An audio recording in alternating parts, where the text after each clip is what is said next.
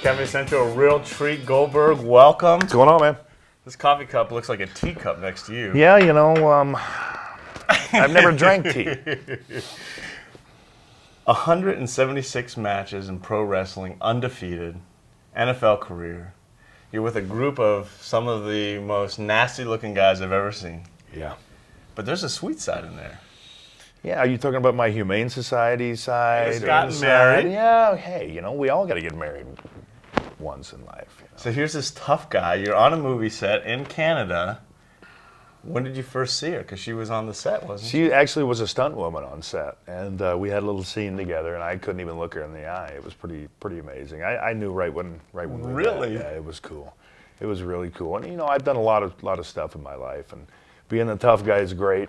But being able to show that other side to somebody, is really cool. And we're having a great time, man. We've been married for about a month and a half, and fortunately we're very busy, but unfortunately we have yet to go on a honeymoon. So, Now, ladies out there, the ladies I'm sorry, are saying, man. "Hey, I'm sorry, well, get your priorities straight." Hey, she's a stunt woman. It was her idea, okay?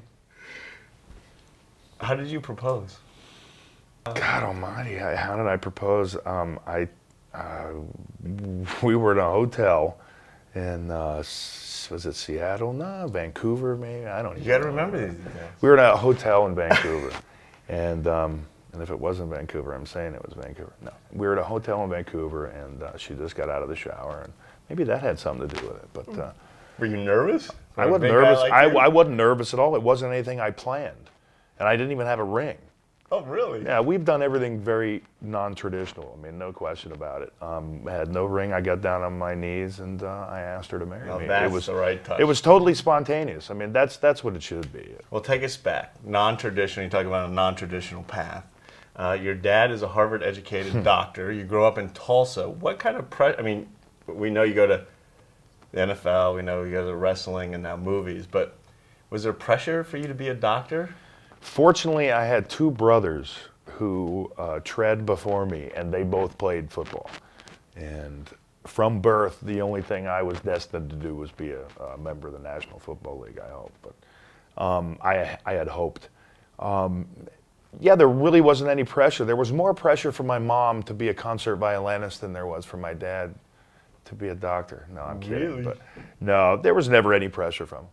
None whatsoever. I was learn? born in a football helmet, for God's sake. What did you learn? Because to get to the top is not easy, that journey. But what do you think it was that was instilled in you when you were young that you've got you through? There's so many things, man. There Yeah. really is. I was destined to succeed because I want to work 100% towards my goal. I want to set a goal. I don't want anybody in the world to tell me I can't do it. Although it is nice when a couple people do, because that drives you even more. But the fact is, you have to believe in yourself, and you can't set limits on yourself, and you always have to strive to succeed. And you treat other people how you'd like to be treated. Boy, there are a lot of lessons in that, aren't there? Right. But it's very, very simple. I mean, we live in a very complex world, and there's a lot of crap going on that I don't condone. A lot of people don't condone, with the crime and everything that's going on in this world. There's some strange things, and it all can be reverted back to very simple and very basic lessons that you should have been taught by your parents. Very simple. I'm a Midwest guy. I grew up in Oklahoma, and my biggest thing is you try to treat people how you'd like to be treated, and everything else takes care of itself. And it's very simple. It's just that simple. That's good advice, unless you're in the ring with this guy. I knew that was coming. I thought about it after I said it. But you have always surrounded yourself with successful people or sought them out to learn. Saying, hey, I have to learn from others. Never, I'm the best, whether it was in wrestling when you first started. But humility, man, humility, But the part is, you went out and you've befriended Burt Reynolds, who you call a mentor. Tell me about that relationship that bonded during this movie. Well, firstly, my wife had the pleasure of working on a movie set with him prior to me even meeting Burt. And I was very jealous about that. But I walked up to Burt immediately and I said, I admire you, I love you. As a kid, you were an idol of mine. I mean, you grew up in Georgia, Trans Am, Smokey and the Bandit, Longest Yard. I mean, come on. I mean, you're a man's man. My first car was a Trans Am. I wanted to play football. I did play football. Knowing that Burt Reynolds is a friend of mine is just the coolest thing on the planet. Yeah. And like I said, I walked up to him. I said, Burt, nice to meet you. You did a movie with my wife. She says hello, and I turned off. I turned away and walked off, and he comes up to me and he says, Goldberg, you know what? He says, I respected you before, but now that you're married to Wanda, I respect you even more. Because evidently, Tom Berenger and Burt were beating her up for 2 or 3 days, on this movie set. And it's just an honor. I mean, I got in a plane with Burt, along with my wife and Romanowski and a couple other guys, and we flew from L.A. to Tallahassee just to watch the homecoming game in Florida State, and turned right back around and flew back. Where he was a running back. Absolutely, absolutely. And it wasn't just to show his beautiful pictures off, on the wall, and have us, talk to Bowden, but the guy's been through a lot. He really has. He's been through a lot. What have you learned from him? I mean, in as far as your movie presence? Persistence, first of all. Right. Persistence, having the confidence in yourself, not necessarily listening to your critics all the time, for sure, because there are a lot of people out there that want to see you fail.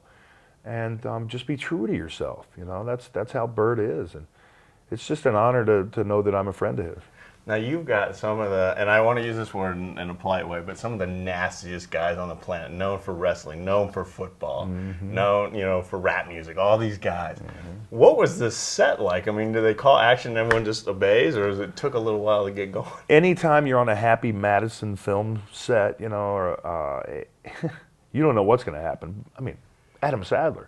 If you take just Adam and realize that he's going to be the ringleader on set, and you don't even have any supporting cast, it's going to be hilarious anyway. Once you understand that you have Tracy Morgan, Adam Sandler, Chris Rock, Joey Diaz, Nick Turturro, that's a plethora of comedians, and there's no question that from scene to scene you're going to be laughing, and it's going to be very tough when that red light comes on. To keep a straight face, especially Tracy in those Right. transvestite scenes. That was a awesome. lot of fun. We talked to him just last week. Real fun character, but you're easy to find in the movie because you're the only football player I've ever seen that has an X on the jersey. Boy, that's an awesome thing, isn't it? That should tell you a little bit about the character. It was an honor. It was an honor. Like I said before, Adam left me out of his first 2 Hanukkah songs, and as a Jewish kid, who tries to be a role model for the little Jewish kids out there, man, I was pretty upset. So we had a nice little talk, and he and Peter Siegel formulated this part for me, and I think that I'm very appreciative. Well, we're appreciative of the movie. It's awesome. I've enjoyed it, laughed all the way through. The cameo appearances throughout are really awesome. Cool. And you guys really reflected back on that old movie, The Longest Yard, really kept similar to the storyline, Yeah. but just a little more modernized. Well, I mean, the original was great. It was my favorite movie as a kid. It was many, many people's favorite movie growing up. I think it was 1974. And be honest, I mean, I've seen the movie 30 or 40 times. And it wasn't to prep for this movie. And to have Burt on set, to have Al Ruddy, who was the original director, on set to reference us, and to have their blessing, that was an honor. And we didn't try to go out and make The Longest Yard better. Right. We just tried to give another generation another Longest Yard to grow up with, like I did when I was a kid. And, now I have to ask, as we close out the interview, and thank you for your time. Now you showed us your softer side, this good-looking guy, but tell me about this face that you can create. Who helped you create this? Intimidating, that face, scary. Man, that face, I don't know where that thing came from. My mom said, if you walk around the house and continue to look like that, you're going to stick that way. And I guess that's how I was when I was a kid. I was like that all the time. I don't know, but it was basically a spur of the moment thing. It was. I didn't plan any of my stuff in wrestling. I really didn't. I mean, I planned obviously what I wore, but as far as like mannerisms and stuff, that's just me. I just went out there and I unleashed the fury. Very successful career. Thank you. College football, NFL, wrestling, now in the movies. What advice would you give to any of us pursuing our dreams? Just like I said, find something you like to do. whether it be profitable or not. It doesn't matter, because life is too short, man. It is. It really is. There's no reason that, purely for monetary reasons, that you should ever do anything that you don't enjoy doing, because you have to go home to your family. You have to be able to look yourself in the mirror and be happy with not only what you do, but who you are. And there are twists and turns along the way. There's no question about it. It's how you respond to adversity. It's how you kick out of a bad situation. And don't let anybody ever tell you that you can't do something. And just have the confidence in yourself to give 100% and not stop until your goal is met. And it's all about treating people how you want to be treated, and understanding that you have to be proud of yourself. And that's it. It's that simple. That's simple. Well spoken. Goldberg, thanks so much. Good luck. My pleasure. Not only with this movie, you got a TV show project, you got a lot going on, you got a wife you need to go on a honeymoon with, Yeah, hand. and have a kid, all that kind of stuff. You'll be a busy man, sure. Thanks so much. More You Cafe got it. Essential when we return. Thanks.